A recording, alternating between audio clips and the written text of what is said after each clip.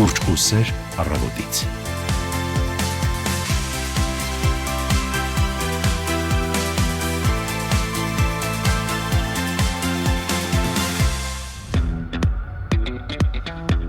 Բարի լույս Մայիսյան, առավոտյան բարի լույս բոլորին, ովքեր միացել են մեզ Հանրային ռադիոյի ուղիղ եթերում ենք մենք, մայիսի 13-ն է, ժամը 9:30։ Բարի լույս եւ բարի գալուստ Հանրայինի ուղիղ եթեր, Սևակ Հակոբյանն ու Վեգ Անդրեասյանն են տաղավարում աշխատում ձեզ համար եւ առաջիկա 1.5 ժամվա ընթացքում անելու են ամեն ինչ, որպեսզի չորեքշաբթին սկսվի բարձր տրամադրությամբ, դրական լիցքերով եւ ձեզ պատրաստի աշխատանքային օրվան։ Աշխատանքային շաբաթը կիսվել է, կիսվում է նաեւ մայիս ամիսը, բայց անձրևները դեռ շարունակվում են։ Դեռ շարունակում են, կարծես թե մեզ հանգիստ թողնել չեն ուզում, ժամանակից շուտ ամեն անգամ ուրախանում ենք, գուցե պետք է սովորել, որ այս տարի սա է մեր նորմալը։ Ես որպես անձրև սիրող մարդ չեմ դժգոհում, ուղղակի առիթը օգտագործում եմ դրա մասին խոսելու։ Ահա։ Դե իրականում կարևորը ցուրտ չլինի, մնացածին մի կերպ կդիմանանք։ Այո, արդեն շոկ է իրականում, ինչպես նշեցինք մայիսի 13-ն է, առաջիկա 1.5 ժամը մենք լինելու ենք ուղիղ եթերում, մինչև ժամը 11-ը։ Լավ երաժշտություն, հետաքրքիր լուրեր, նորություններ, փաստեր, քննարկումներ եւ իհարկե տեղեկատվություն ռադիոլուրի մեր գործընկերների կողմից ու այս ամենը ոչ միայն FM հաճախականությամբ։ Այո, մենք ուղիղ եթերում ենք նաեւ մեր Facebook-յան էջում Հայաստանի Հանրային ռադիո եւ մեր կայքում armradio.am 553702 սա էլ այն հեռախոսահամարն է, որը միշտ հասանելի է ձեզ համար, որով դուք կարող եք զանգահարել ամբողջ եթերի ընթացքում, ողջունել մեզ, ձեր հարցերն ուղղել, մասնակցել թեմայի քննարկմանը, իսկ մենք ինչպես միշտ կունենանք հետաքրքիր թեմա։ Եվ մեկնարկեց երեկոյան Եվրատեսիլը, Եվրատեսիլյան երկրպագուների համար սա ամենագլխավոր շաբաթն է ամբողջ տարվա ընթացքում։ Դսենք մեր պատվիրակին, որը վաղը ելույթ կունենա ու հետո կամփոփենք առաջին կիսաեզրափակչի արդյունքները։ Same old place, familiar faces, copy paste my dates. One last round of kissing the ground and then I'll become for good. Follow my rumba, let's go. Delete my number, burn the phone.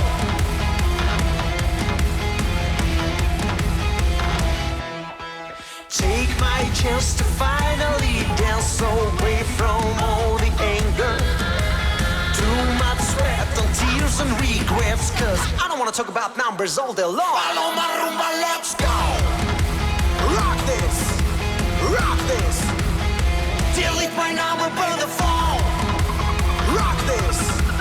rock this. I'm not a machine, just not gonna rage in a rage as a cage with a badge on, no can take no more, I'm down for sure, yeah. I'm not wrong, but I just play the part, I'm losing my heart, I'm falling apart, so watch me go, steal the show like a pro, yeah. This video could have been an email, free coffee won't keep me here, man. Can't do this anymore, already at the door. Follow my rumba, let's go. Rock this, rock this. Delete my number, burn the phone. Rock this, rock this. You ole, ole, ole, ole, fa.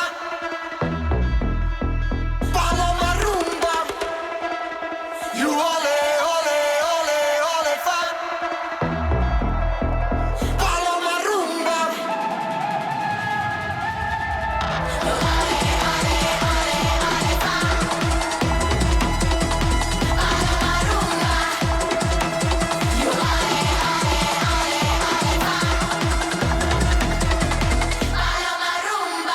Are you ready? Rock this! Rock this! Go!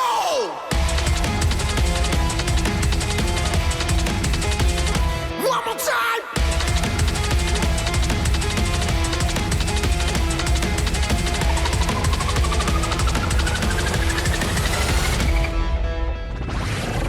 The station with the best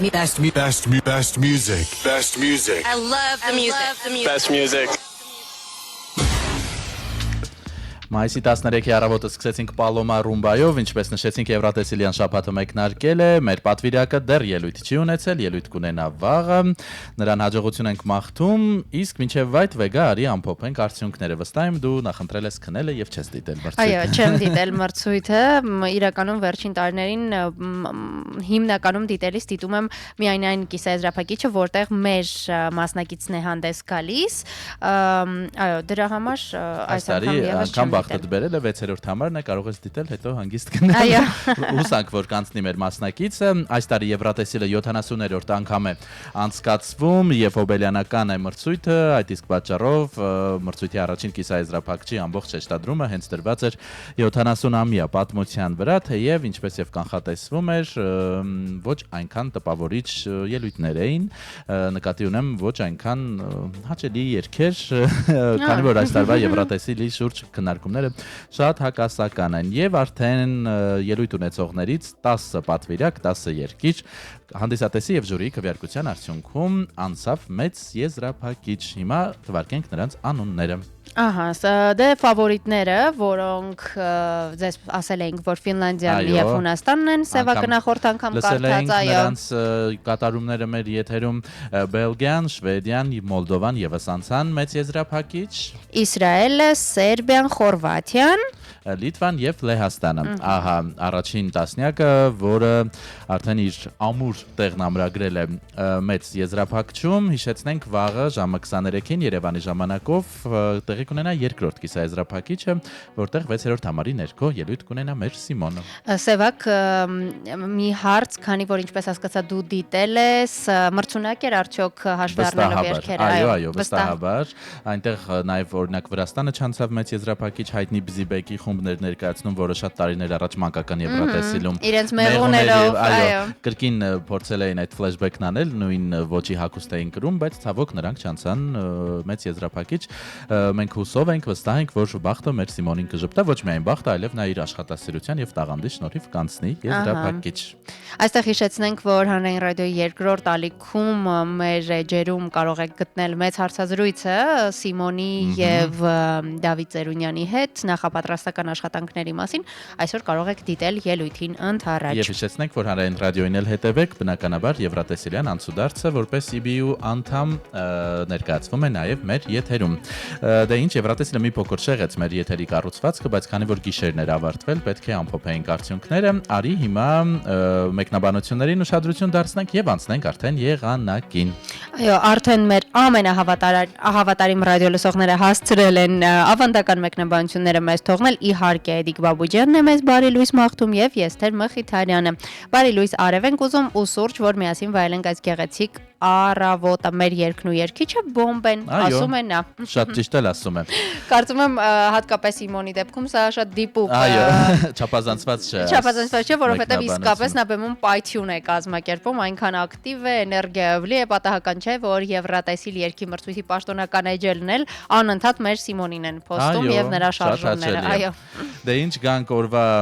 օտարևութաբանների կանխատեսումներին, սպասվում է կրկին կարճատև անձրև ու ամպրոպ այսօրվանից մինչև մայիսի 17-ը ժամանակ առ ժամանակ առանձին շրջաններում թե կարճատև անձրև եւ թե ամպրոպի հավանականություն կա, տեղ-տեղ նաեւ կանխատեսվում է կարկուտ։ Քամին հարավ-արևմտյան է 2-ից 5 մետր վարկյան արագությամբ, օդի ջերմաստիճանը այսօր ցերեկային ժամերին 3-ից 5 նիշով կնվազի։ Մայրաքաղաքում եւս կարճատև անձրևի եւ ամպրոպի հավանականությունը մեծ է, ամպրոպի ժամանակ հնարավոր է նաեւ քամու ուժգնացում 16-ից 19 մետր վարկյան արագությամբ։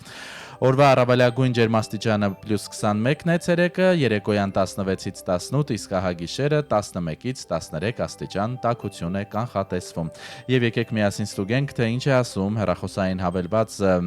այս պահին օդի ջերմաստիճանի մասին, 16 աստիճան է, մասամբ ամպամած, բայց բավականին լավ եղանակ է։ Բայց եթե երկար եք դրսում անցկացնելու, մի մոռացեք անձրևանոցների մասին։ Հայաստանի Հանրապետության տարածքում ավտոճանապարհները նույնպես հիմնականում անցանելի են, այս մասով նորություններ փրկարար ծառայությունը չունի, ինչը նշանակում է, որ փակ կամ վտանգավոր իրավիճակներ ավտոճանապարհների չկան, դրա համար միանգամից տեղափոխվենք Երևան, հասկանանք թե պատկերն ինչպիսին է այստեղ։ Ես ինչպես միշտ ահագին երկար ժամանակ անցկացրեցի Գայի պողոտայում, այն ինչպես միշտ խցանված էր, մնացածն էլ Սևակը հիմա կպատմի։ Այո, պատկերը կարելի ասել նույնն է, ինչ սովորաբար այս ժամերին 7 խցանումային նիշը, ծանրաբեռնված փողոցները հիմնականում կենտրոն շարժվող ուղղություններն են եւ իհարկե կենտրոնում բազմաթիվ փողոցներ։ Սկսենք Իսակովի պողոտայից, որը Երևանյան լճից եւ դեռ ավելի խորքից ծանրաբեռնված է դեպի կենտրոն, դեպի Հաղթանակի կամուրջ, Աթենքի փողոցը եւս խցանում է, ինչպես միշտ Բրազիլիայի հրապարակից դեպի Հաղթանակի կամուրջ, Կիևյանում երկկողմանի կա խցանում, թե դեպի բարեկամություն բարձրացողը, թե հակառակ ուղղությունը, Կոմիտասի պողոտայում հատկապես դեպի բարեկամություն իջնող հատվածում կա երթևեկության դանդաղ ընթացք, Բաղրամյանը ոչ այնքան ծանրաբեռնված է, կարող ենք այսօր չանդրադառնալ, Սայաթնովա փողոցում Ալբանդյան խաչմերուկից դեպի օպերա շարժվող ուղղությունն է ծանրաբեռնված, Մաշտոցի պողոտան օպերայից դեպի Փակշուկայի իջնող հատվածում կա երթևեկության դանդաղ ընթացք, Վարդանանց փողոցը դեպի Սախարովի հրապարակ, բարձրանանք մի քիչ վերև, այստեղ Կորյունը դեպի Մատենադարան ուղղությունը, Աբովյան փողոցը դեպի Խաչատուր Աբովյանի արձանի հրապարակ բարձրացող ուղղությունը Սարալանջը իր հարակից բազմաթիվ փոքր ու մեծ փողոցներով կրկին ծանրաբեռնված է։ Սիրելի վարորդներ եւ ուղևորներ, ամեն դեպքում լավ եղանակ է փորձեք վայելել, պատուհաններ իջեցրեք, միացրեք լավ երաժշտություն եւ ել ավելի լավ կլինի, եթե միացնեք մեզ, միանաք մեր ընթացքին եւ ձեր աշխատանքի դասի գնալու ճանապարհն անցնեք մեզ հետ։ Հատկապես որ մեր եթերը համեմված է նաեւ լավ երաժշտությամբ, այնպես որ առավոտվա երաժշտական հատվածը նույնպես բաց չեք թողնի։ Ֆինանսական գործարքներ պլանավորողների համար օրվա փոխարժեքին ծանոթանանք, ամերիկյան դոլարն այսօր համարժեք է 368 դրամի եւ 62 ներողություն եմ խնդրում լումայի, տեսողությունս գնալով վատանում է Սևակ։ 432 դրամի եւ 76 լումայի է համարժեք եվրոն, ռուսական ռուբլին 4 եւ 9, 137 դրամ եւ 73 լումա է վրացական լարին, բրիտանական ֆունտ ստերլինգն այսօր 498 դրամ է 82 լումա, դիրհամը 100 դրամ է եւ 36 լումա եւ 0.028 է իրանական ռիալը, անփոփոխ։ Ահա այն կարևոր տեղեկատվությունը, որ ձեզ ներկայացնում ենք օրվա սկզբին, եթերաժամի երկրորդ հատվածում եւս մեկ անգամ կթարմացնենք տեղեկությունը, հատկապես եղանակի եւ խցանումների տեսանկյունից եւ ձեզ հորդորում միանալ մեզ, զանգարել 553702 Արդյոք դիտեցիք 3 Եվրատեսիլը ինչ տպավորություններ ունեք եւ կարող եք արդեն հաջողություն մաղթել մեր պատվիրակին։ Իսկ եթերաժամի երկրորդ հատվածում ել ավելի արդիական եւ կարեւոր թեմա ենք անդրադառնալու, որը վերաբերում է բոլորիս։ Այո, եւ որի իմացությունը եւ որոշակի հմտությունների կիրառումը մեր օրերում շատ կարեւոր են բոլորիս համար։ Եվս մեկ երգ, որից հետո կվերադառնանք եւ օրացույցին կծանոթանանք։ Եվ ասենք արդեն օրվա թեման, որը ուղիղ կապ ունի օրացույցի հետ։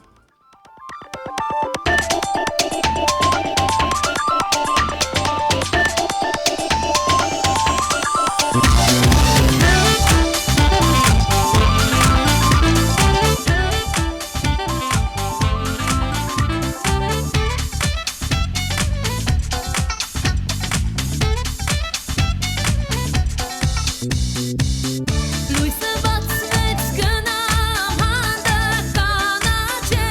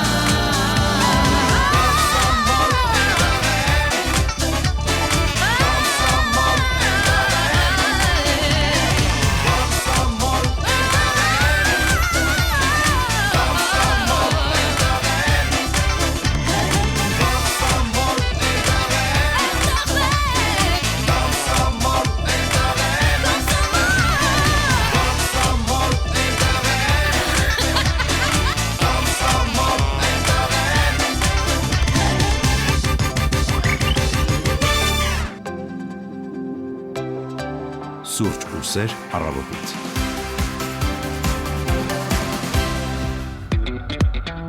Հուսով ենք, որ ձեր սուրճն արդեն պատրաստել եք, կամ թեյը, գոլջուրը, նախաճաշը, միգուցե մարզվում եք, մենք ուրախ ենք, որ ձեր առավոտյան ամբողջ այս պրոցեդուրաների ընթացքում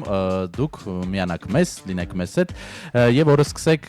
մեզ հետ 9:47 մայիսի 13-ն է, հիշեցնենք, օրը չորեքշաբթի։ Եվ եկեք տեսնենք, թե պատմության այսօրն ինչով է առանձնանում։ Եթե ունենք մեկնաբանություններ, կարող ենք նաեւ դրանց անդրադառնալ։ Այո, իրականում նոր մեկնաբանություններ ունենք։ Սևակ երբ թվարկում է իր այն գործողությունները, որ գուցե մեր ռադիո լսողները անում էին, մտածում էի արդյոք կան մարդիկ, որոնք ավելի ուշ են արթնանում եւ հետո արդեն տեսագրությունն են դիտում մեր եթերի եւ ասում են իսկ ես շատ լավ քնած էի։ Այո, միգուցե։ Ձեզ էլ ենք ողջունում, եթե պատահաբար ավելի ուշ եք դիտում, այո, մեր ռադիո լսողներին ասենք, որ եթերները նաեւ պահպանվում են մեր Facebook-յան էջում բավական ժամանակ, գրեթե 1 ամիս, իսկ կայքում առհասարակ այո մնում են միշտ։ Լորվա սարերն է մեզ գրել։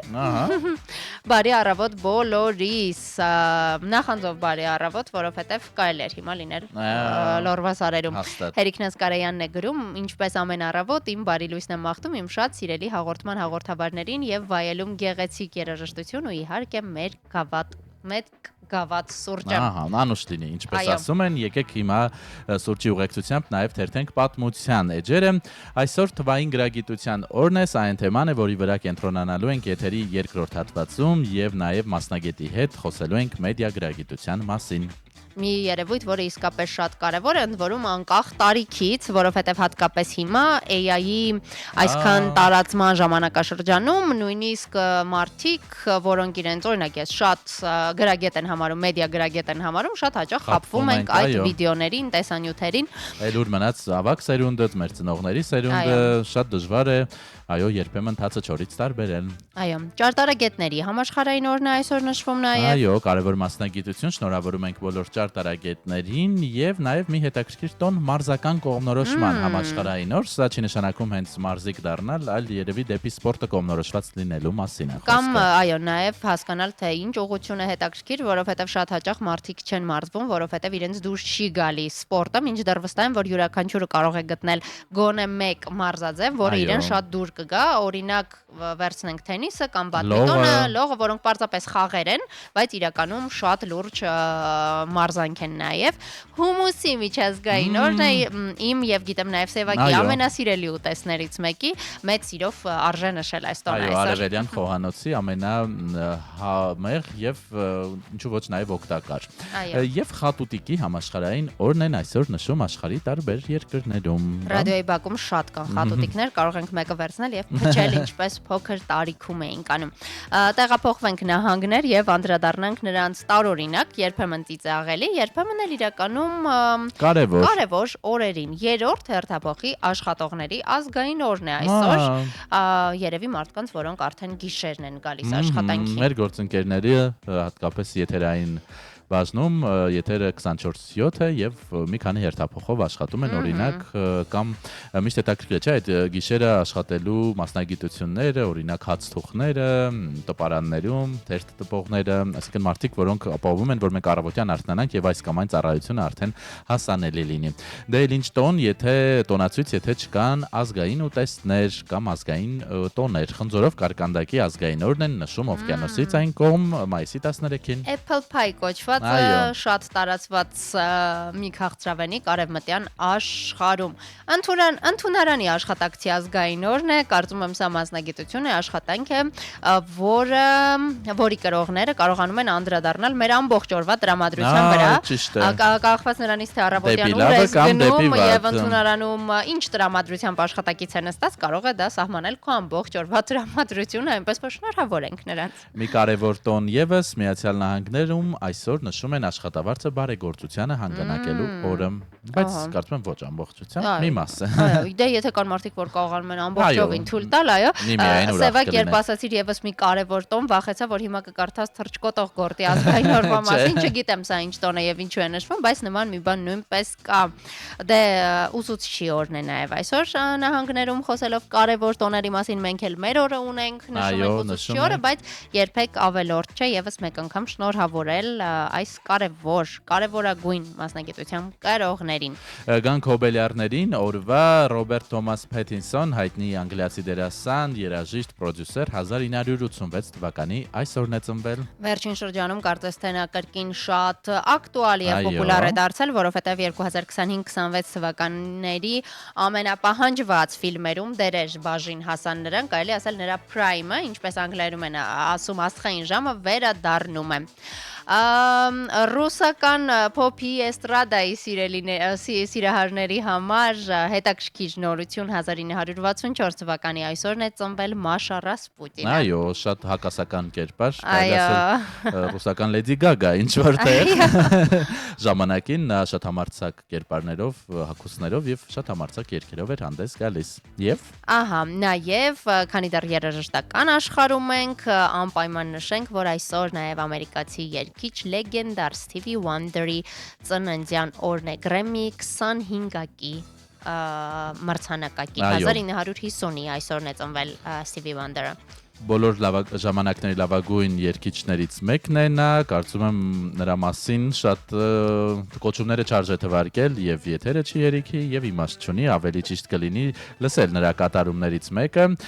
Stevie Wonder, այժմ կլսենք Isn't She Lovely ամենահայտնի գործերից մեկը, որից հետո կվերադառնանք, ձեզ հիշեցնենք, որ մեզ կարող եք նաեւ դիտել Facebook-ում ու մեր կայքում։ Իսկ հիմա Stevie Wonder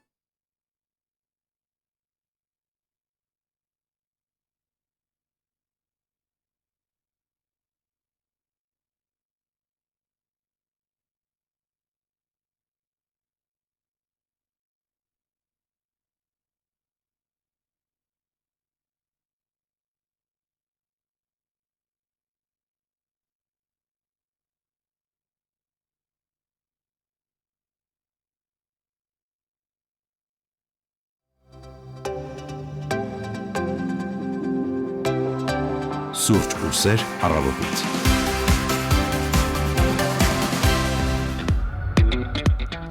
Ինանց 57 դուք շարունակում եք հետևել հանրայինի ուղիղ եթերին եւ Սուրճ ու սեր առավոտից ռադիո հաղորդմանը, արդեն ժամանակն է, որպեսզի ողջունենք մեր գործընկերոջը Արմինե Գևորգյանին ռադիո լուրից։ Բարի լույս։ Արմինե, նույնիսկ չենք էլ հարցնում, թե ինչպես են անցնում այս օրերին առավոտները, քանի որ քարոզարշավը սկսելուց հետո պատկերացնում ենք, թե որքան է ռիթմը ավելի արագացել, այո։ Ճիշտ ենք ենթադրում։ Իհարկե, միանշանակ։ Արմինե, այսօր թվային գրագիտության օրն է եւ եթերի երկրորդ հատվածում մեդիա գրագիտության մասին ենք խոսելու։ Իհարկե, մենք լրագրողներս ամենակիչը պետք է ենթարկվենք եւ ամենակիչը պետք է կուլ տանք այդ խայծերը, բայց երբևէ եղել է, որ սուտ լուրը, կեղծ լուրը քեզ թվացել է իրական։ Այո։ Որքան էլ որ ասենք, որ մենք մեդիա գրագետ ենք, շատ հաճախ ինքներս ենք հենց այդ իրավիճակում հայտնվում, որովհետև եղել են դեպքեր, ուղղակի այս պահին չեմ կարող հիշել, վերջին թարմ լուրը, զեբրը, դա ամենաթարմ լուրը եւ ես ամենաշատը առավոտ օրաթերթի խմբագիր Աննա Իսրայելյանը գրել էր, որ իմ լրագրողական կյանքում թերևս միակ լուրն է, որը կուլ գնացինք, մեդիա գրագիտության, որի համար չեմ փոշմանել, որ հրապարակել եմ, եղել են, այո, իհարկե եղել են դեպքեր, որ մեդիա գրագիտություն։ Մենք այդ օրը եւս եթերում ենք եւ կուլ գնացինք, կուլ տվեցինք այդ խայծը, բայց դեռ եթերում էինք նաև եւ երբ երկեցինք, բայց մի բան էլ ասեմ, հաշվի առնելով այն, որ վերջին շրջանում իհարկե որպես լրագրող չէ, որպես օգտատեր չեմ տարածում ես այդ նյութերը, բայց վերջին շրջանում նկատել եմ, որ նույնիսկ ես ինձ չափազանց մեդիա գրագետ համարելով այդ ռեալիստական AI տեսանյութերին կամ ֆոտոներին եմ խապվում, նույնիսկ հոգուս խորքում ուրախ եմ, որ խապվեցինք իրական մարդու ստեղծած որևէ բանի եւ ոչ թե AI-ի, որից որևէ վնաս չեղավ, այսպես ասած, իսկ լինում են դեպքեր, երբ որ հենց խայծը կուլ է տալիս այնպիսի նյութերի, որոնք կարող են շատ ճակատագրական լինել, հատկապես քաղաքական դաշտում, պատերազմական իրավիճակում եւ պատերազմական իրավիճակում ամենավտանգավոր իրավիճակն է լրագրողների համար, որովհետեւ իսկապես երբեմն լինում է տեղեկատվություն, դու կարող ես ստուգել մի քանի աղբյուրներից, բայց հետո պարզվի, որ դա իրականությանը չի համապատասխանում, իսկ դա անդառնալի է, իսկ դա այդ լուրերի շարքին է, որ անդառնալի է։ Հիմա մեխանիզմներով են աշխատում, մեկը մյուսին հղում տալով, խառը տելեգրամյան ալիքներ եւ երբեմն դժվար է, ինչպես ժողովուրդն ասում, պոչը բռնել եւ հասկանալ, թե որտեղից է սկսվում։ Նույն արհեստական բանականությամբ ստեղծված տեսանյութերը եւ այլն, կան տեսանյութեր, որոնք շատ բնական են ու մի քանի անգամ նայում ես, ուզում ես հասկանաս իսկապես դա բնական է, թե սարքած է եւ այլն, դժվար է։ Բայց մենք հիմա ձեզ ներկայացնելու ենք իրական լուրեր, ճշտված, օբյեկտիվ, ժամը 10-ի թողարկումն է մոտենում, տեսնենք ինչ է կատարվել Հայաստանում ու աշխարհում վերջին 1 ժամվա դրությամբ։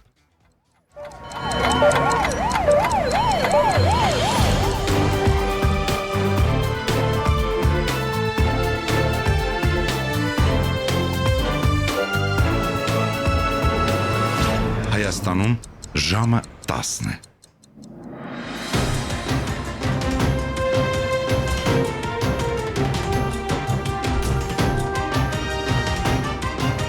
Լուրեր հանրային ռադիոյի եթերում։ Երևանն է խոսում, հանրայինի եթերում լրատվության ժամ է, խոսափողի մոտ Արմինե Գևորգյանն է։ Հայաստանը ժամանել Ամերիկայի Միացյալ Նահանգների պատվիրակությունը քննարկելու TRIP նախագծի իրականացման ուղղությամբ տարվող աշխատանքների ընթացքը, պատվիրակությանն ընդունել է Հայաստանի փոխվարչապետ Մհեր Գրիգորյանը։ Հայաստանի կառավարության փոխանցմամբ նրանք քննարկել եւ համաձայնեցրել են TRIP-ի իրականացման հետ կապված գործառնական եւ իրավական բնույթի մի շարք հարցեր։ Գրիգորյանն ընդգծել է Թրամփի ուղի հանուն միջազգային խաղաղության եւ բարեկեցության նախագծի հետեւողական իրագործման կարևորությունը։ Հայաստանի փոխվարչապետը խոսել է նաև խաղաղության խաչմերուկ նախաձեռնության մասին, շեշտելով տարածաշրջանում բոլոր հաղորդակցությունների ապաշրջափակման անհրաժեշտությունը, ներուժը եւ հեռանկարները։ Միացյալ Նահանգների պատվիրակության կազմում են ԱՄՆ պետքարտուղարության, ինչպես նաև զարգացման ֆինանսական կորպորացիայի ներկայացուցիչները։ Դարձյալ փոխվարչապետ Մհեր Գրիգորյանի գլխավորությամբ կառավարությունում կայացել է խաղաղության խաչմերուկ նախաձեռնությանը նվիրված քննարկում միջազգային մի շարք գործընկերների մասնակցությամբ մասնակցությամբ քննարկվել են խաղաղության խաչմերուկ նախագծի նախաձեռնության իրականացման արդյունքում Հայաստանի եւ ամբողջ տարածաշրջանի համար բացվող հնարավորությունները։ Հայաստանի եւ Ադրբեջանի փորձագետները Լոնդոնում քննարկել են խաղաղության գործընթացի զարգացումները, հնարավորություններն ու ռիսկերը, հայտնել է Հայկական խորհուրդ վերլուծական կենտրոնի նախագահ, խաղաղության կամուրջ նախաձեռնության համակարգող Արեգ Քոչինյանը։ Տասնամյակների հակամարտությունից հետո խաղաղությունը կառուցվում է ոչ միայն քաղաքական բանակցություններով, այլ նաև մարդկանց միջև վստահությամբ։ Հայաստան-Ադրբեջան խաղաղության գործընթացում այսօր կա նոր հնարավորություն եւ կարեւոր է, որ հասարակությունները նույնպես ներգրաված լինեն այդ ճանապարհին։ Լոնդոնում կայացած հանդիպման ընթացքում հայ եւ ադրբեջանցի փորձագետները քննարկել են խաղաղության գործընթացի ներկա փուլը, հնարավորություններն ու ռիսկերը։ Ներքին գործերի նախարար Արփինե Սարգսյանն է հայտարարել Հայաստան-Եվրամիություն վիզաների ազատականացման գործընթացում արձանագրված պատմական առաջընթացի մասին։ Ըստ նախարարի Հայաստանն արդեն ստացել է գործողությունների ծրագիրը եւ գրանցել սպասվածից բարձր արդյունքներ, ինչը դրական է գնահատվել նաեւ Եվրոպական հանձնաժողովի կողմից։ Նպատակը մեկն է ապահովել Հայաստանի քաղաքացիների ազատ եւ արժանապատիվ տեղաշարժը դեպի Եվրոպա։ Ընտրությանը մասնակցելու համար անձը պետք է համապատասխանի մեկ պայմանի ունենա Հայաստանի քաղաքացիություն։ Հունիսի 7-ին կանալիք ազգային ժողովի ընտրությունից 30 օր առաջ մայիսի 8-ի տվյալներով Հայաստանի Հանրապետության ընտրողների ռեգիստրում ընդգրկված ընտրողների թիվը 2,482,872 է։ Եթե քվեարկության օրը քաղաքացին չի լինելու իր հաշվառման հասցեում, ապա կարող է մինչև մայիսի 26-ը ժամը 14-ը դիմում ուղարկել միգրացիա եւ քաղաքացիության ծառայություն։ Այժմ անդրադառնանք միջազգային լրահոսին, ԱՄՆ նախագահ Դոնալդ Թրամփն ակնարկել է այն մասին, որ Վենեսուելան իբրև կարող է դառնալ Միացյալ Նահանգների կազմում 51-րդ նահանգը։ Թրամփն իր սոցիալական էջում հրապարակել է մի լուսանկար, որտեղ Վենեսուելան ներկված է Միացյալ Նահանգների դրոշի գույներով։ Ավելի վաղ Թրամփն արդեն ակնարկել էր Վենեսուելան ԱՄՆ-ին միացնելու ցանկության մասին, երբ շնորհավորում էր երկրի բեյսբոլի ազգային հավաքականին Իտալիայի նկատմամբ տարած հաղթանակի կապակցությամբ։ Այդ ժամանակ նա վենեսուելական թիմի հաջողությունը վերագրել էր Կարակասի եւ ԱՄՆ-ի համագործակցությանը։ Նախկինում Fox News-ի լրագրողը Թրամփի հետ զրույցից հետո հայտարարել էր, որ նախագահը լուրջ կերպով է դիտարկում Վենեսուելան ԱՄՆ-ին միացնելու հնարավորությունը։ ԱՄՆ-ն եւ Վենեսուելան սկսել են դիվանագիտական հարաբերությունների վերականգնման գործընթացն այն բանից հետո, երբ հունվարի սկզբին Վաշինգտոնն ավիահարված հասցրեց Կարակասին, նպատակ ունենալով գերեվարել նախագահ Նիկոլաս Մադուրոյին եւ նրա տիկնոջը, իսկ ԱՄՆ նախագահ Դոնալդ Թրամփը հայտարարեց վենեսուելական նավթն իր վերահսկողության տակ վերցնելու մտադրության մասին։ Եվրամիության անդամ 27 երկրներից 14-ը խիստ քննադատության են ենթարկել Վենետիկի բիենալեում ռուսական տաղավարի բացումը, ինչը թեժ վեճեր է առաջացրել Իտալիայում։ Այս համապատկերում Բրյուսելը կոչ է արել կասեցնել միջոցառման ֆինանսավորումը։ Բրյուսելում Եվրամիության երկրների մշակույթի նախարարների թեժ քննարկման ժամանակ մասնակիցների ճնշող մեծամասնությունը դատապարտել է ռուսական տաղավարի աշխատանքի վերսկսումը։ Ինչպես Եվրոնյուզին հայտնել են մի քանի դիվանագետներ, շատ նախարարներ պաշտպանել են նաև Եվրահանձնաժողովի որոշումը սառեցնել Բիենալեի հիմնադրամի հատկացված 2 միլիոն եվրոյի դրամաշնորհը Ռուսաստանի մասնակցությունը թույլ տալու համար։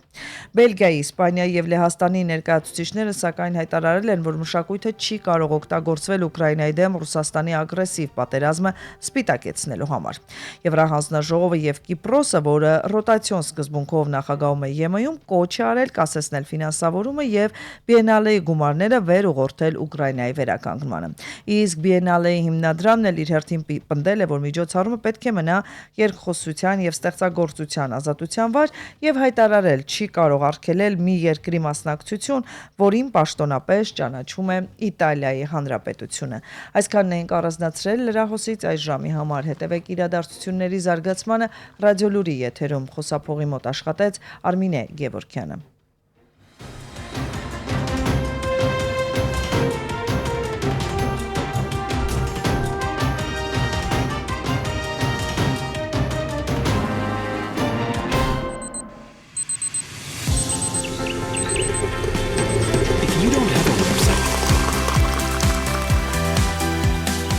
Սուրճ ու սեր առավոտից։ You don't want to go under, so you let me go under.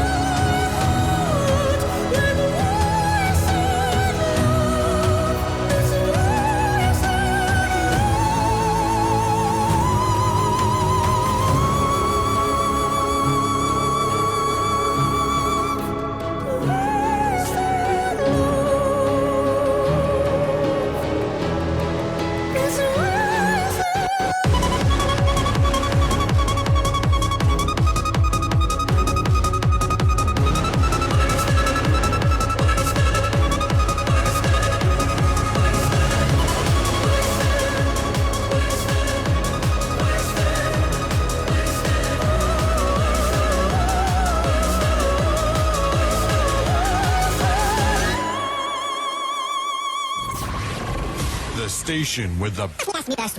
best music. Best music. I love the music. Best music. 19-ը վերադառնում ենք ուղիղ եթեր, բարի լույս բոլորին, ովքեր նոր են մեզ միացել, հանրային ռադիոյի առաջին ծրագիրը ներկայացնում է Սուրճ ու Սեր առավոտից ռադիո հաղորդումը ուղիղ եթերում, այո։ Որը ուղիղ եթերում հասանելի է նաև մեր կայքում armradio.am եւ մեր Facebook-յան էջում Հայաստանի հանրային ռադիո հայտար կարող եք գրել եւ փնտրել մեզ այնտեղ։ Իդեպ մեդիա գրագիտության ինձ համար կանոններից է նաև համացանցում հայտար գրելը, եթե հայեր են բովանդակության մասն է խոսքը, այո, եւ ունենք մեկնաբանություններ, բարեբախտաբար հայատար, իդեպ սա նույնպես նշեմ, որ մեր մեկնաբանությունները հայատար են, ինչը խոսում է մեր լսարանի մեդիա գրագիտության մասին, կարդամ դրանցից եւս երկուսը, Արտակ Մխիթարյանը գրում է բարի լույս բոլորին, Լևեն Մինասյանն էլ գրում է բարի համարյա կեսօր, հարգելիներս փոխեք հաղորդման ժամերը, կեսօր դեռ 10-ն է առավոտյան, 7-ից 8:30, թե չէ պապս կասեր, արևը 3 արտաբոյ բարձրացել է, իսկ ձեր հաղորդումների ժամը աշխատանքային է, արձագանքելով մեր ռադիոլսողին, նշենք, որ մեր հաղորդման ժամերն իրականում փոքրիկ մոնիտորինգի արդյունքում են որոշվել, մենք հաշվի ենք առել այլ ռադիոկայանների առավոտյան ծրագրերի ժամերը, հաշվի ենք առել մեր ռադիոլսողների կարծիքները այն մասին, թե որ ժամերին են ճանապարհներին լինում եւ փորձել ենք անել այնպես, որ լինի դա մեր եթերում, թե մեր գործընկեր ռադիոկայանների յուրաքանչյուրը ճանապարհին կարողանա գոնե մեկ առավոտյան ծրագիր վայելել, այնպես որ մեր հաղորդման ժամերը պատահական չեն ընտրված։ Այո, եւ հատկապես խցանումների մեջ գտնվող վարորդներին եւ ուղևորներին այժմ ողջունենք ու ասենք, որ պատկերը շարունակում է մնալ նույնը, 7 է խցանումային նիշը մեր մայրաքաղաքում, ծանրաբեռնված փողոցները հատկապես փոքր կենտրոնում են եւ իհարկե նաեւ այն փողոցները, որոնք բերում են դեպի կենտրոն, այնպես որ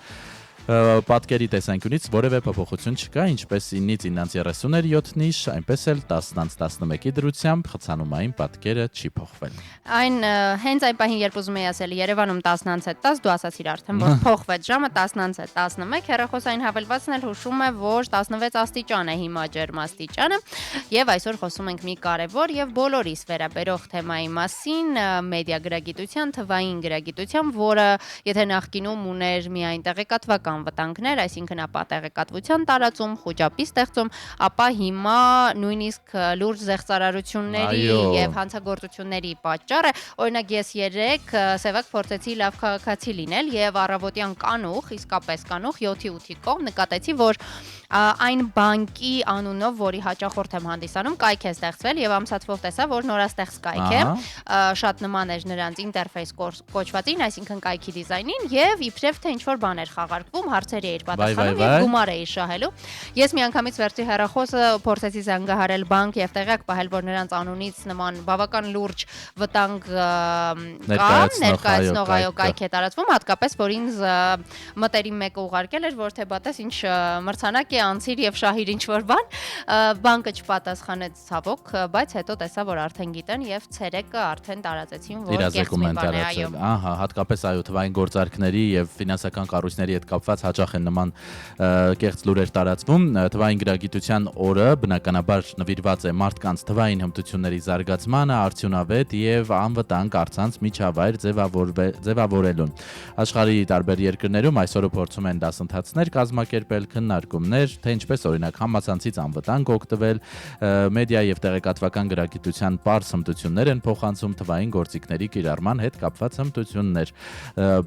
Ավելորդ չէ ասել, թվային գրագիտությունը կարևոր է, որովհետեւ այն օգնում է մարդկանց արդյունավետ սովորել, աշխատել եւ հաղորդակցվել թվային միջավայրում, որում մենք հիմա ավելի շատ ենք ժամանակ անցկացնում, քան իրական կյանքում։ Այո, եւ հենց այս թեմայի շուրջ զրուցելու ենք րոպեներ անց մեր հյուրի հետ, մեդիա նախաձեռնությունների կենտրոնի մեդիա գրագիտության ծրագրերի ղեկավար Անի Եղիազարյանն է մեզ հյուր լինելու։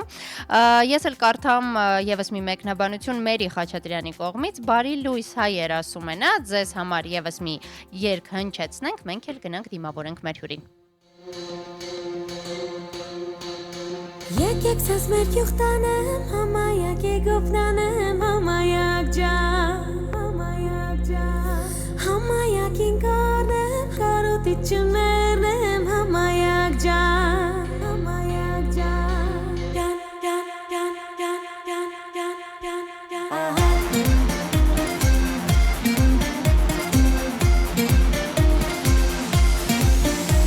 ահա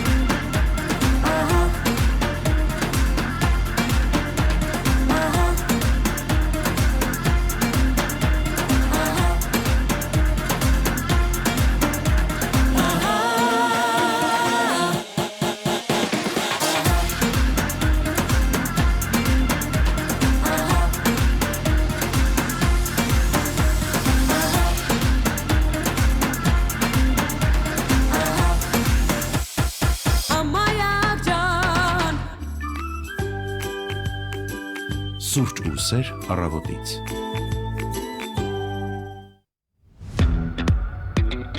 Ողջունենք բոլոր համայակներին, այս երկից հետո պարտադիր է եւ վերադառնանք հանրայինի ուղիղ եթեր 10:17 մենք շարունակում ենք մեր հեռարձակումը նաեւ Facebook-ում եւ մեր կայքում armradio.am կարող եք հետեւել մեզ, գրել մեկնաբանություններ եւ այն թեման, որից խոսելու ենք հիմա, վստահ եմ շատ հարցեր կարող է առաջացնել, կարող եք նաեւ զանգահարել 553702 ուղիղ կապի հեռախոսահամարով։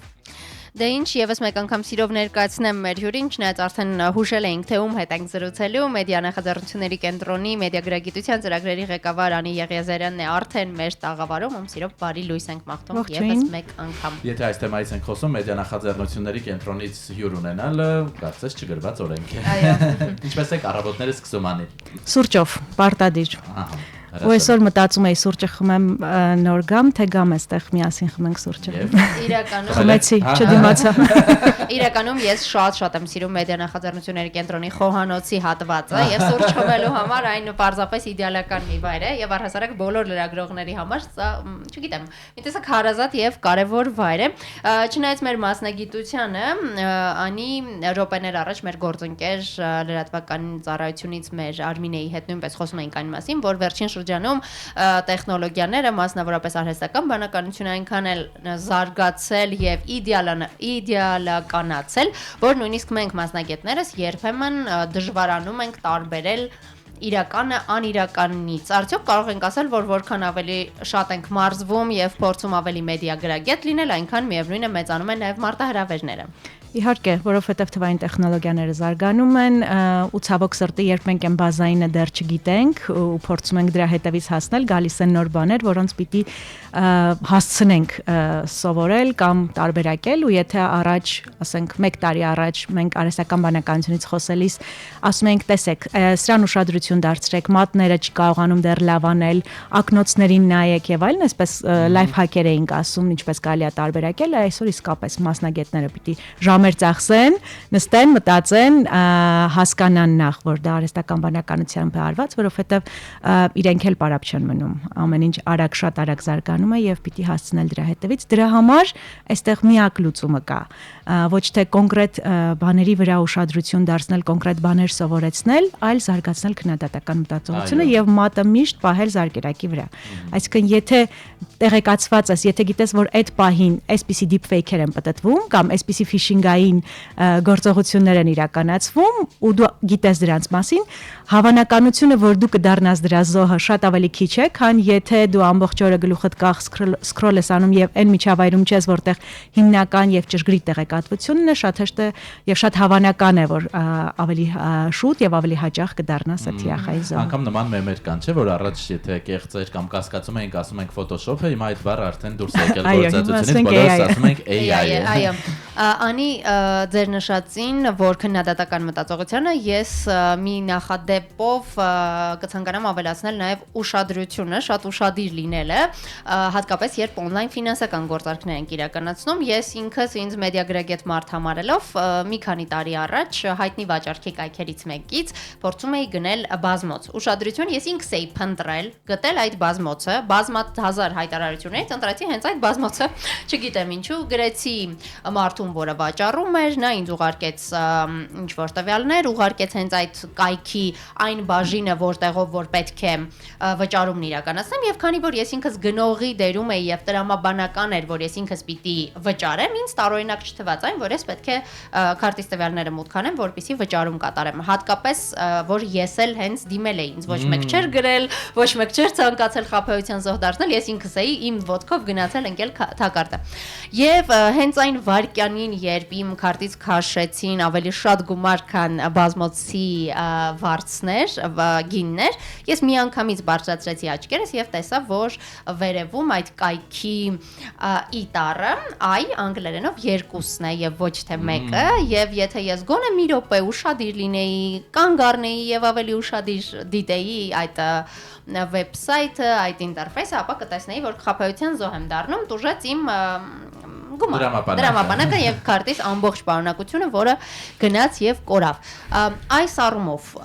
ֆինանսական զեղծարարությունների հետ կապված ես տեսնում եմ, որ ընկերությունները իրենք էլ անընդհատ փորձում են տեղեկատվական արշավներ անել եւ այլն, բայց նաեւ կարծես թե նկատում եմ, որ միևնույնն է շատ մտահոգիչ է վիճակը։ Շատ մտահոգիչ է, որովհետեւ այս դեպքում շատ գործում է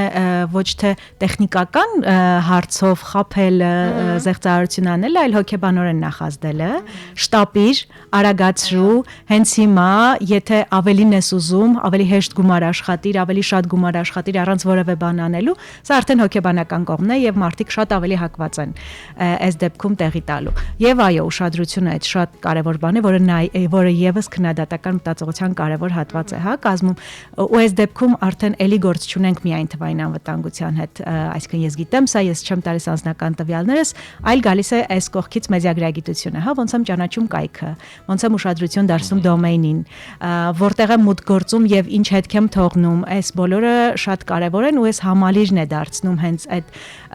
քո պաշտպանողական վահանը, որը հնարավորություն է քեզ տալիս հնարավորինս խուսափել։ Այնպես չի, որ ես կարող եմ վստահ ասել, որ ես վաղը չեմ կարող դառնալ կամ չեմ դառնա որևէ զեղծարարության զոհ, բայց այդ ուշադրությունը միշտ կասկածելը, հա, ամեն ինչին չվստահելը, մի քիչ գուցե մարդկանց դարձնում է շատ կասկածամիտ, հա, ինձ ասես ասում են, դե որ այդպես ես ասում, հենա ասա բոլոր սոցիալական ցանցերը փակենք, ամեն ինչ թողնենք on-line եւ գնանք offline հանգիստ ապրենք, չէ, սա լուծում չի։ Պիտի անընդհատ փորձես ինքդ քեզ վրա աշխատելով հնարավորինս զերծ մնալ, սովորել տեղի ունեցող կամ իմանալ տեղի ունեցողը, սովորել ու աշխատել անընդհատ քեզ վրա։ Մի քանի անգամ եղել է ինձ բանկից զանգահարել են ինչ որ առաջարկով, որ ինձ կասկածելի է թվացել, դա իսկապես բանկից էր, բայց ես ոչ մի տվյալ չեմ հաղորդել իրեն։ Ես էլ այդպեսի դեպք ունեցա։ Այո, լինում է, որ նրանք անգամ համարն են կրկնօրինակում կամ փորձում են մեկ նիշ փոխել եւ փորձել տվյալներ գողանալ։ Շատ ճիշտ եք ասում, կասկածելը երևի թե ամենակարևորն է, քննադատական մտածողությունը եւ վերջերս նաեւ այս թեմայով մեր գործընկեր Լևոն Սարդարյանի հետ առիթ կար խոսելու եթերում, նա մի կարևոր կետ նշեց, որ այն լուրերը, որոնք էմոցիա են միանգամից առաջացնում ձեր մոտ, այ պետք է կասկածի տակ դնել։ Էմոցիա, շտապողականություն, տագնապ եւ այդ էմոցիան կարող է լինել եւ դրական եւ բացասական, որտեվ դրականի ժամանակ էլ բացասականի ժամանակ, այո, դու չես կարողանում հավասարակշռված որոշում կայացնել եւ հենց դրա վրա էլ զեղծարարները թիրախավորում են մարդկանց։ Գործադրում իդեպ այդ չվստահելը երեք խոսեցինք այն մասին, որ հայտնի արտիստ Kanye West-ն էր գալիս եւ նույնիսկ պաշտոնական կայքին ես մի տեսակ չէի վստահում։ Մի 7 տեղ ստուգել եմ, որ վստահ լինեմ, որ սա պաշտոնական կայքն է, որովհետեւ նման մասշտաբային համերգների, տոմսերի վերավաճառքը այստեղ նույնպես զեղծարարությունները շատ են։ Անի նշեցիք ինչ որ բան էիք ուզում ասել։ Հա, ես Ադելի համերգը հիշեցի, որ պիտի կայանար Վրաստանում, եթե չեմ սխալվում 2 տարի առաջ, այո, եւ ես ինքս լինելով իր այտենց մեծ երկրպագուն, մինչև չստուգես, երբեք մի արագ հայլը, հատկապես, այո, այսպեսի չէ, Ադելը քեզ այդ գումարը հետ չի վերադարձնելու։ Այո, վստահաբար, անի նշեցիք, որ նույնիսկ այս խոսում ենք այն մասին, որ գնալով ավելի եւ ավելի պրոֆեսիոնալ է դառնում արհեստական բանականությունը կամ միջոցները, որոնցով on-line հարթակում մեզ կարողանում են խաբել, թե ապատեղեկատվության մասով, թե զեղծարարությամբ, դուք էլ նշեցիք, որ նույնիսկ այստեղ կարևոր այդ բազային գիտելիքները ունենալ, մեդիագրագետ լինելու համար անհրաժեշտ մինիմալ կանոնները։ Այ որոնք են դրանք, որն է բազան։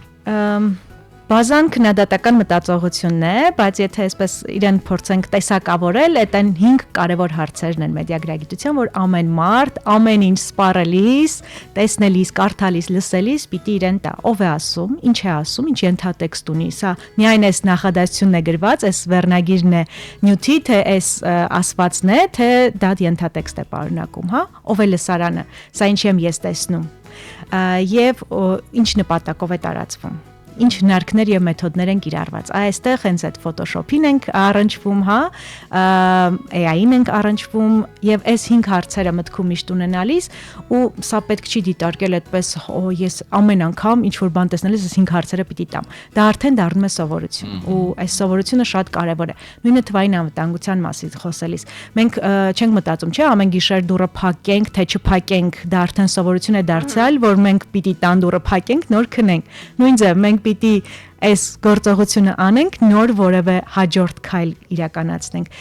Ու այս սովորությունը երբ դարձավ, արդեն քեզ համար էս եւ բազան, եւ քննադատական մտածողությունը եւ այս 5 հարցերը դառնալու են առօրյայի նման մի բան, երբ հանգիստ սուպերմարկետում առևտուր ես անում, ինչին ես ուշադրություն դարձնում, այնտեղ ժամկետն ես նայում, փաթեթավորումն ես նայում, ով է քեզ ինչ ուզում վաճառել, հա, ինչ կալորիականություն ես, ոնց է քեզ վրա ազդելու, շաքար ունես, չունես, դիաբետիկ ես, չգիտեմ, խոլեստերինը բարձր է եւ այլն։ Այս նույն գործողությունը, որը առօրյայում մենք անում ենք առանց երկար բարակ մտածելու, նույնը պիտի անենք մեդիայի հետ առնչվելիս։ Ու սա է հենց այդ բազան։ Անի ձեր կենտրոնը տարբեր նախաձեռնություններ ունի, տարբեր տարիքային խմբերի համար, բայց հաճախ դպրոցներ եք գնում, կա մեդիագրագիտության շաբաթ միջոցառումը, հետաքրքիր է նոր սերունդը ինչպիսի վտանգների առաջ է կանգնած, հաշվի առնելով, որ նաև նրանք ճարպիկ են եւ շատ բաներ կարող է ավելի լավ տարբերեն, քան իրենց ծնողներն ու տատիկ պապիկները, բայց հաստատ այդ խաբեբաները թիրախավորում են նաև փոքրերին։ Չէ, ավելի լավ չեն տարբերում, իրականում իրենք լավ օգտագործում են թվային տեխնոլոգիաները։ Իրենք են թվային քաղաքացիներն են, որոնք on-line են միշտ, որոնք շատ լավ տեղյակ են տեխնոլոգիաներից, հա, ի տարբերություն մեծահասակների, բայց իրենք ավելի հակված են ռիսկերի, որտեղ իրենք ավելի շատ են այդ ամեն ինչի մեջ, քան մեծահասակները։ Եվ իրենք այո, ավելի իմպուլսիվ են եւ ավելի հեշտ են կայացնելու որոշումներ, որոնք մեծահասակները գուցե մի պահ մտածեին։ Այս առումով իրենք եւս խոցելի են, ու այս խոցելիության խմբերը տարբեր կողմերից, բայց բոլոր խմբերն էլ խոցելի են եւ դպրոցականները, խոցելի են եւ մեծահասակները, որոնք շատ ավելի դժվար են եւ որոնց ավելի հեշտ է հատկապես խոցելի դարձնել AI-ով, հա, թորնիկի ձայնով անում են զանգեր, վիդեոներ, ինձ գումար է պետք, փոխանցիր, եւ հենց մարզերում մեր հանդիպումների ժամանակ այնպիսի օրինակներ ենք լսում եւ մեծահասակներից եւ դպրոցահասակներից, որոնք մեզ թվում է մենք դրանից հեռու ենք, դա մեզ չի սպառնում, դա մեզ մոտ չի կարող լինել, Հայաստանը մի քիչ այդպեսին չէ, բայց չէ, ունենք շատ դեպքեր ու կան դեպքեր, երբ մարդիկ դնում են տունը գրավ, վարկ են վերցնում եւ այդ ամենը կորցնում են ավելի հեշտ գումար աշխատելու, կամ հենց զեղծարարները կարողանում են այնպիսի խարդախությամբ, այնպիսի հնարքներով համոզել, որ ստիպում են գումար տալ, չգիտեմ, մեծահասակներին ստիպում են քարտի տվյալները ամբողջությամբ ասել եւ այլն, շատ են դեպքերը։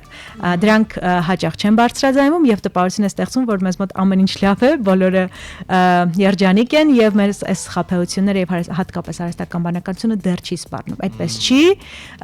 ուզգուշությունը միշտ է, ամենուր է պետք։ Մենք թվային միջավայրում ենք ապրում, մենք արդեն թվային քաղաքացի ենք եւ եթե ուզում ենք այդ հասարակության մաս կազմել ճիշտ, գրագետ, կրթված, անվտանգ լինելու համար, պիտի գոնե այդ հիգիենային ամենապարզ կանոնները կարողանանք պահել։ Արթուր Պապյան, թվային անվտանգության մասնագետ, եթերներից մեկում մեր գործընկերներից մեկին էր հարցազրույց տալիս եւ մի ծիծաղելի կեսկատակ կեսլուրջ տարբերակ նշեց հումորով մոտենալու, տարածվել էր մի տեսակ կոնկրետ հանցագործության, երբ մարդիկ արհեստական բանականության միջոցով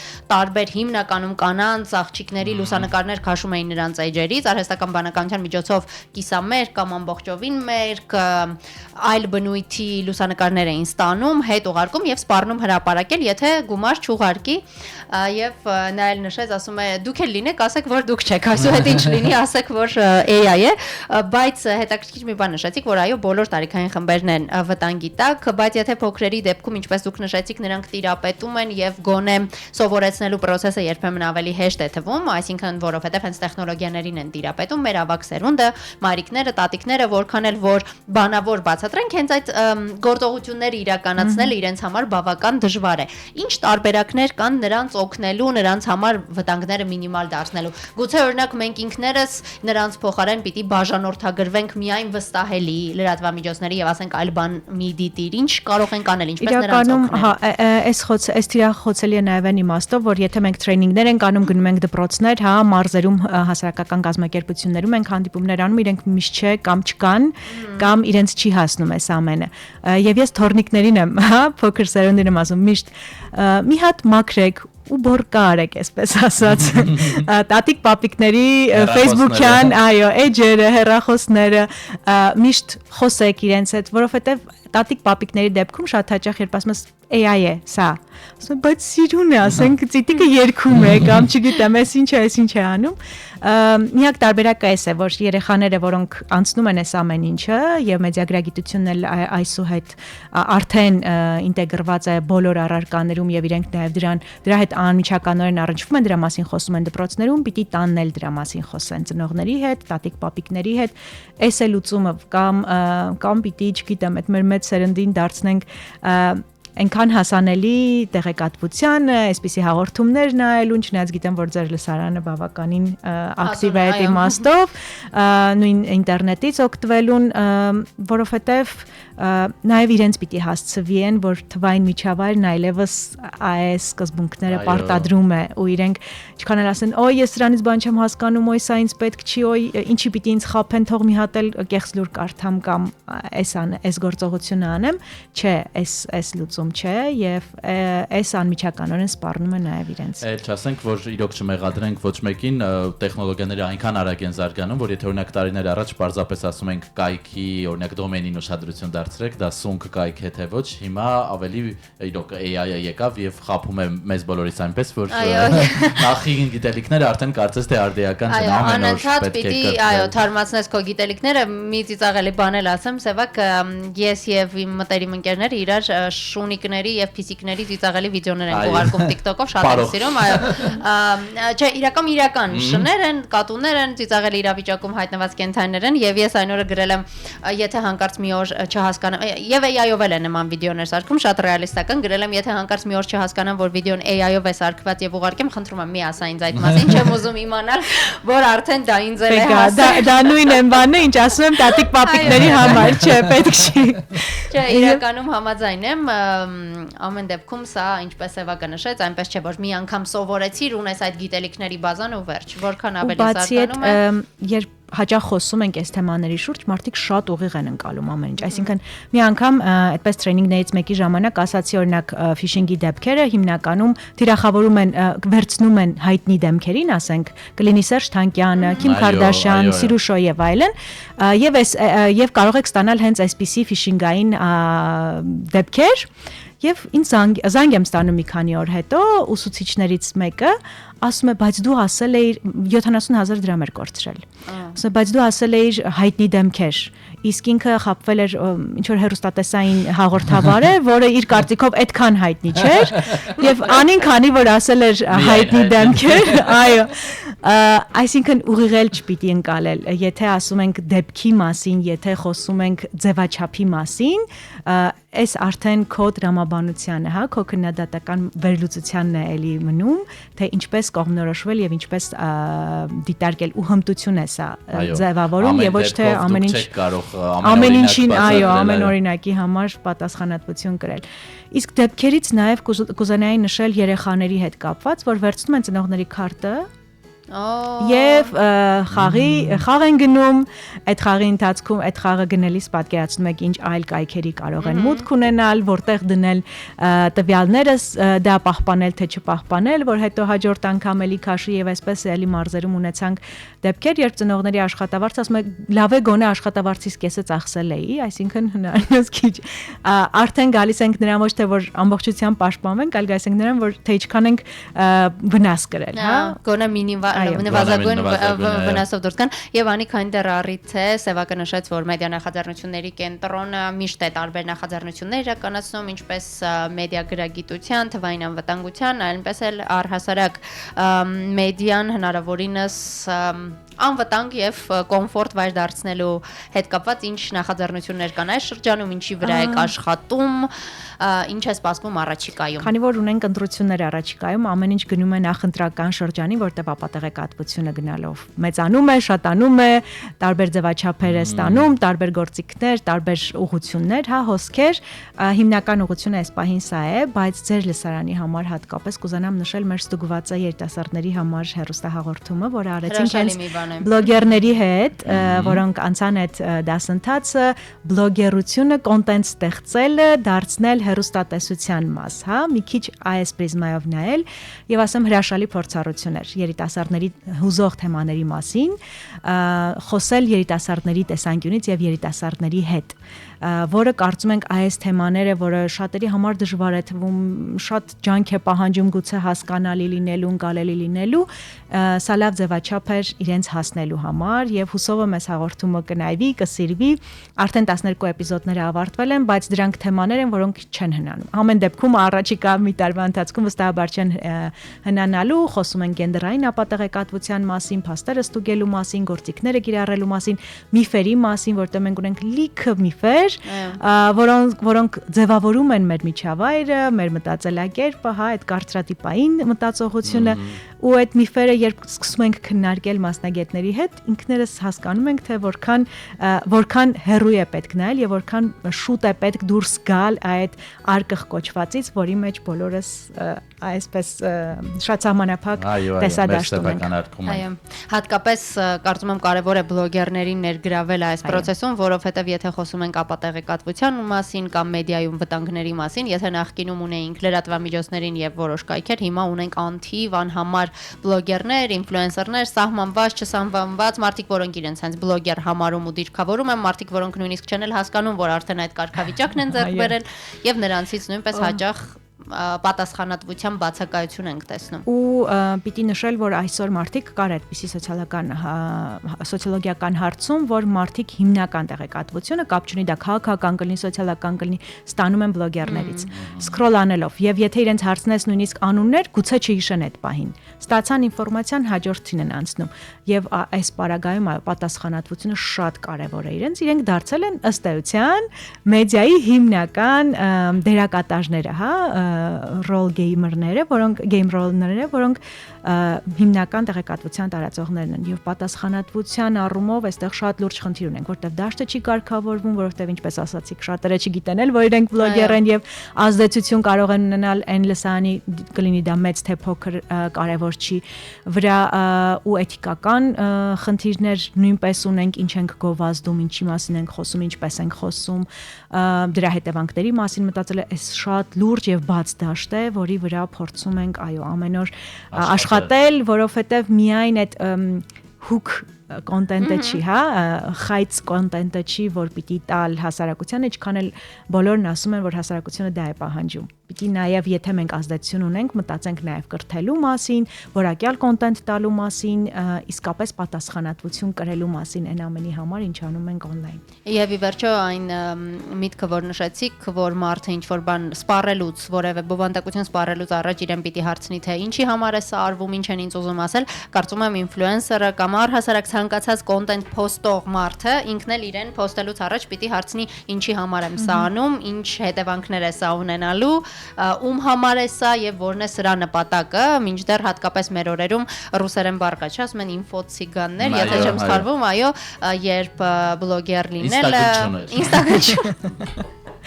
ասում են այդպես։ Այո, եւ քանի որ այս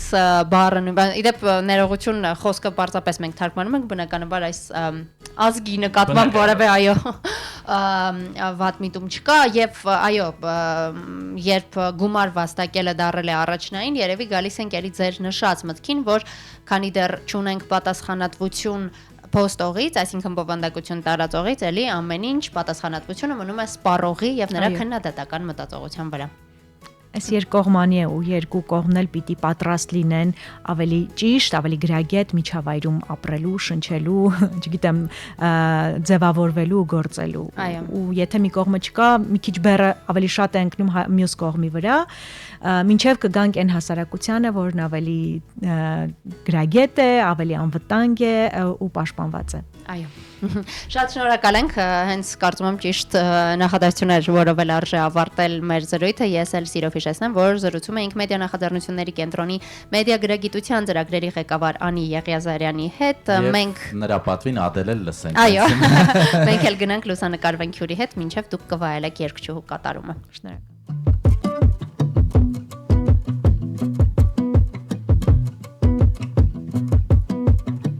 This was all you, none of it me. You put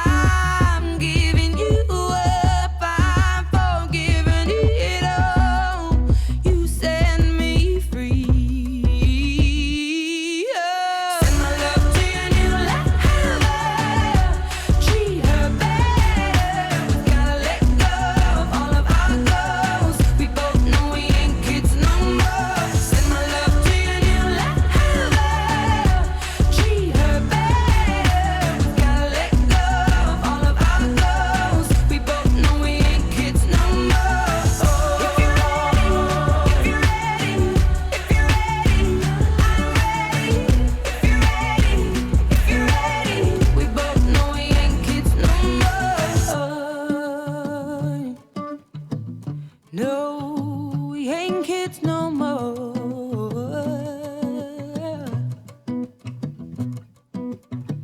I'm giving you up, I've forgiven it all.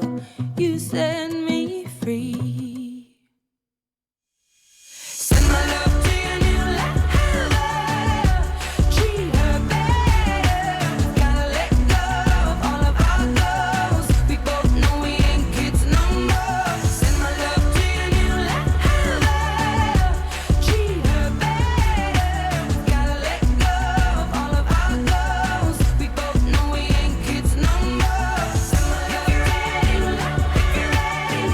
If you're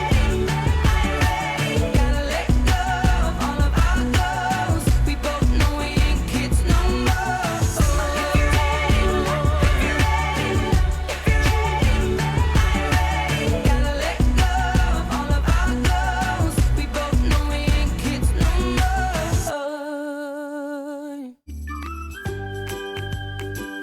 Սուրճ ու սեր առավոտից։ Հանրային ռադիոյի ուղիղ եթերում սուրճ ու սեր ռադիոհաղորդման եթերաժամի վերջին րոպեներն են 10:44, ովքեր նոր են մեզ միացել եւ նոր են արթնացել, դե ինչ երանի ենք ձեզ տալիս, բարի լույս 10:44, այսօր չորեքշաբթի է, մայիսի 13, աշխատանքային շաբաթը կիսվեց, կիսվում է նաեւ մայիս ամիսը, բայց մենք շարունակում ենք աշխատել ուղիղ եթերում անկախ եղանակային պայմաններից։ Ինչ վերաբերում է եղանակին, ասենք որ այսօր արևոտ եղանակ է սպասվում, թեև տեղումների կանխատեսում կա, այնպես որ եթե հատկապես երեկոյան դեռ լինելու եք կենտրոնում, քաղաքում, ապա անձրևանոցների մասին մի մոռացեք։ Այս օրերին շատերը տարբեր վաճառքի հարթակներում փորձում էին ձեռք բերել հարևան երկրում մեր նախկին փեսայի համերգի տոմսերը, Kanye West, որը պատահաբար հայտարարեց մեկ ամիս էլ երևի մեկ ամիս տևողությամբ տոմսերի վաճառք էր ակնկալվում, բայց դե նա այն արտիստն է, ում տոմսերը սպառվում են րոպեների ընթացքում եւ մի տխուր պատմություն մեր գործընկերոջից։ Այո, ես լինելով Kanye West-ի մեծ երկրպագու 3 հերթի մեջ էի սևակ եւ չնայած այն բանին հիմա կզարմանաք, որ իմ հերթի դիրքը բավական լավն էր, ես ընդամենը 6300-րդն էի։ Իսկ հավատացեք,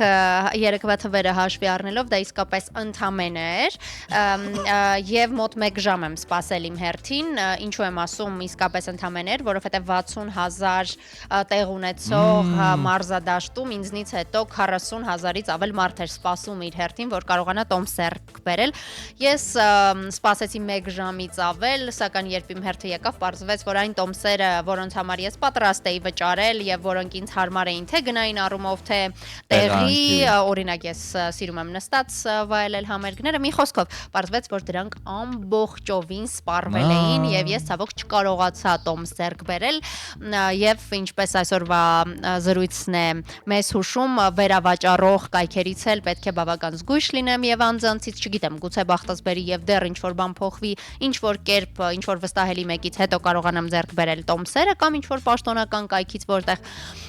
նորից կվաճառվեն տոմսերը, բայց դե ամեն դեպքում 3 չստացվեց, բայց ես այն մարդկանցից եմ, որոնք կարծում են, որ ինչ էլ որ լինում է, ուրեմն այդպես էր պետք, ուրեմն ինչ որ այլ լավ բանի համար է այդպես պետք, այնպես որ շատ փորձում եմ չտխրել եւ ուրախ եմ բոլոր այն մարդկանց համար, որոնք կգնան եւ կվայելեն Grammy բազմակի մրցանակակիր, ինձ համար լեգենդար, մի փոքր ամենասկանդալային, մի փոքր տարօրինակ, բայց միևնույն է հանճարեղ արտիստի կատարումները։ Հուսանք որ Vega կհասցնես տոմս ձեռք բերել եւ կվայելես Kanye West-ի Կենթանի կատարումը նախորդ եթերին էլ խոսեցինք, Երևանում էլ դա քեզ չի հաջողվել, ցավոք կարծես բախտ վիճակված չէ, ինչպես ասում են, եւ քանի խոսում ենք երաժշտությունից, շոու բիզնեսից, էլի Եվրատեսիլյան թեմային անդրադառնանք, դե երեք մեկնարկեց 70-րդ Եվրատեսիլը եւ այս շաբաթ շատ ենք խոսելու դրա մասին, Teenager-ը այս մրցույթը անվանել է 10-ամյակի ամենասկանդալային Եվրատեսիլ եւ նշել, որ երաժշտությունն այլևս քաղաքականությունից դուրս է եւ շատ մանրամասն նշված է, թե ինչ լուրջ անվտանգության միջոցառումներ են նախատեսվել Վիեննայի շտատհալեում, որտեղ անցկացվում է մրցույթը, ամենաաղքատ թաղամասերից մեկում է ի դեպ գտնվում արենան եւ բարբերականը նշում է, որ այն կարծես վիրտուալ պատերազմական գոտու է վերածվել, որովհետեւ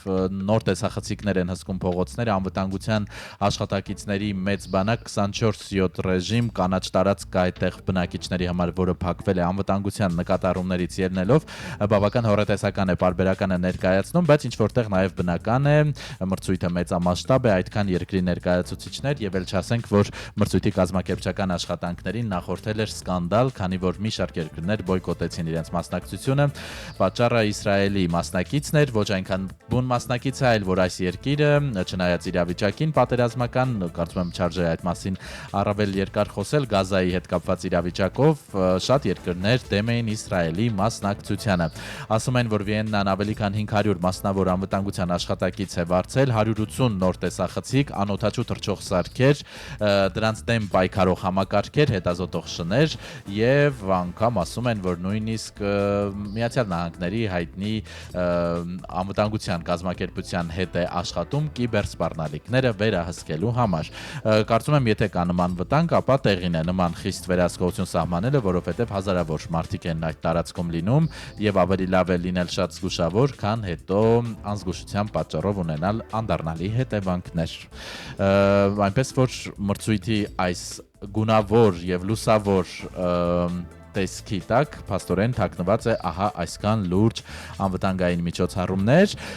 Սա իհարկե հիմնականում այս, ինչպես ասում են, մեծերի Եվրատեսիլի դեպքում է, մանկական Եվրատեսիլը էլ ավելի, այսպես ասած, թեթև մթնոլորտում է անցնում, այո։ Էլ չասենք դասական Եվրատեսիլի մասին, որն իդեպ այս տարի մեր ուշադրության կենտրոնում է, քանի որ անցկացվելու է Երևանում։ Հունիսի 6-ին շատ կարճ ժամանակ է մնացել, 3 ասուլիս տեղի ունեցավ եւ նախարարությունը, հեռուստաընկերությունը ներկայացրին մանրամասները, բոլորիս այդ օրը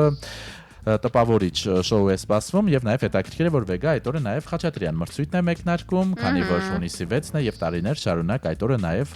Խաչատրյանի անվան մրցույթն է, որն այս տարի թավջութակ անվանակարգում է։ Փաստորեն մեր երկիրը դասական երաժշտության սիրահարների ուշադրության կենտրոնում կլինի հունիսի 6-ին, ել չասենք, որ այդ օրերին գինու օրերն է 5-6 եւ ել չասենք, որ հաջորդ օրը խորհրդարանական ընտրություններն են։ Ոչ, ինչ խցանումներ են լինելու, Սևակ, ինչ խցանումներ են լինելու։ Հիմա պատմեր ու այս ամբողջ ընթացքում խցանումների վիճակն էի պատկերացնում։ Կարծում եմ չեմ մասնակցի, դե ընտրություններին որպես չէ լավ, ախր Արամ Խաչատրյան մրցույթին էլ պիտի մասնակցեմ։ Դե Սևակ։ Դե կստացվի, կարծում եմ բնակության վայրին մոտ է ընտրատեղամասը։ Ընտրատեղամասը այո, իսկ համերգին էլ շատ ավելի շուտ կգամ եւ նախապես կսպասեմ։ Ինձ թվում է կհասցնենք եթերաժամի վերջին հատվածն է ձեզ ներկայացնել նաեւ մարզական մի քանի նորություն, ամենակարևորներին անդրադառնանք։ Գիտեք, որ շուտով այդ ամբողջ աժոտաժին գումարվելու է նաև ֆուտբոլի աշխարհի առաջնությունը։ Ես պատկերացնում եմ, թե ինչ է կատարվելու մեր մայրաքաղաքում, հատկապես կենտրոնում։ Ամեն դեպքում հունիս-հուլիս ամիսներին, ինչպես արդեն բազմիցս նշել ենք, նահանգներում, Մեքսիկայում եւ Կանադայում կանցկացվի ֆուտբոլի աշխարհի առաջնությունը եւ ESPN-ը կազմել է ֆավորիտների դասակարգումը, այսպես ասած, լավագույն 15 հորիզոնականները, որոնք ըստ բուքմեյքերների գնահատվում են որպես հաղթողի հավակնորդներ եւ առաջին տեղում է Եվրոպայի չեմպիոնի Իսպանիան, աշխարհի փոխ-չեմպիոն Ֆրանսիայի հավաքականը երկրորդն է եւ աշխարհի չեմպիոն Արգենտինան էլ եզրափակում է եռյակը։ 4-րդ հորիզոնականում Անգլիան է, այնուհետեւ Բրազիլիան, Պորտուգալիան եւ Գերմանիան համապատասխանաբար 6-րդ եւ 7-րդ հորիզոնականում են, Նիդերլանդները 8-ում, Մարոկոն 9-րդ, իսկ լավագույն տասնյակը եզրափակում է Նորվեգիան։ Տեսնենք, թե ինչ անակնկալներ կմատուցեն թիմերը, հավաքականները, որքանով կանխատեսելի եւ որքանով անկանխատեսելի կլինի Աշխարհի առաջնությունը, այո։ Մեզ համար էլ մարդիկ, որոնք այս խաղերին նայում են ավելի շատ event management-ի կամ show business-յան տեսանկյունից, հետաքրքիր է թե երբ կթողարկվի Շակիրայի Դայդա երգը։ Մենք նախորդ եթերին թիզերը լսեցինք, այսօր էլ Շակիրան լուսանկարներ էր տեղադրել եւ ասել, որ անհամբեր է, թե երբ ամբողջական երգը կհրապարակվի։ Հիշեցնենք, արդեն կարծես թե երրորդ անգամ Շակիրան պետք է լինի ֆուտբոլի աշխարհի առաջնության հիմնի կատարողը։ Մեկ մարզական լուր էլ ոչ այնքան մարզաշխարից, որքան մարզվող մարդկանց համար շատ կարևոր երեք Facebook-ում կարելի ասել լավ արձագանքների էր արժանացել այս լուրը։ Կրթության, գիտության, մշակույթի եւ սպորտի նախարարի հրամանով հաստատվել է ֆիթնես կենտրոնների եւ մարզասրահների մարզիչների հավաստագրման կարգը։ Սա կարևոր որոշում է, որովհետեւ մենք գնում ենք մարզասրահ եւ օրինակ չգիտենք այդ մարզիչը ինչ կրթություն ունի, արդյոք նա գիտի ճիշտ մարզել մեզ, թե օրինակ կարող է վտանգ հասցնել մեր առողջությանը։ Այժմ կան հստակ պայմաններ, դիմելու ընթացակարգ, վերապատրաստման պահանջներ, հավաստագրի տրամադրման եւ գործողության դադարեցման հիմքեր ըստ նախարարի հրամանի։ Սա կարևոր փոփոխություն է։ Այո, ես համաձայն եմ, իսկապես, այո։ Իսկապես, ինչպես բժշկին ենք գնում եւ վստահում ենք նրա կրթությանը, նույնը նաեւ մարզասրահում պետք է վստահ լինենք, որ մեզ հետ պարապում է բանիմաց մասնագետ։ Իսկապես ես շատ ինձ անձամբ այս լուրը շատ ուրախացրեց, սա մի հարց է, որը ինձ անձամբ շատ մտահոգում էր երկար ժամանակ, ունեցել են իմ ընկերները նախադեպեր, երբ առողջական վիճակին վնաս է հասցվել մարզիչի ոչ այնքան պրոֆեսիոնալիզմի արդյունքում եւ շատ ուրախ եմ, որ վերջապես ուշադրություն դարձվեց նաև այս ոլորտին։ Դե ինչ, մնում է լավոր մաղթել կարծես թե մեր ռադիո լսողներին, 10-ից 53 արդեն։ Վերջին րոպեներն են, ձեզ Billie Eilish-ի Wildflower երգով հրաժեշտանք, որը Grammy-ի արժանացավ այս տարի, եւ հիշեցնենք, որ վաղը կրկին կլինենք ուղիղ եթերում, իդեպ մենք ենք եւ առավոտ 9:30-ից ձեզ կասենք Բարի լույս։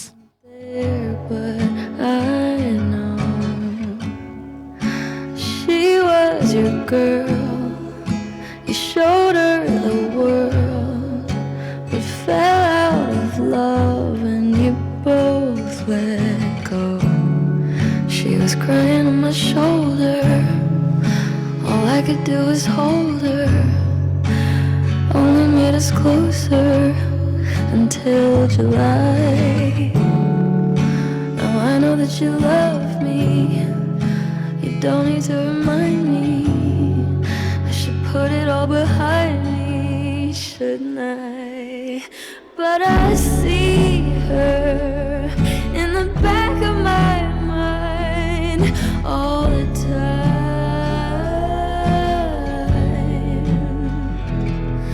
Like a fever, like I'm burning alive, like a sun.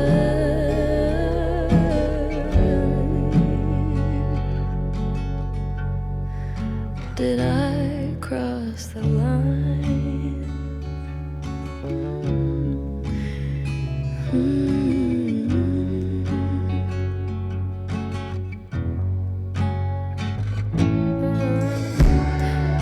Well, good things don't last,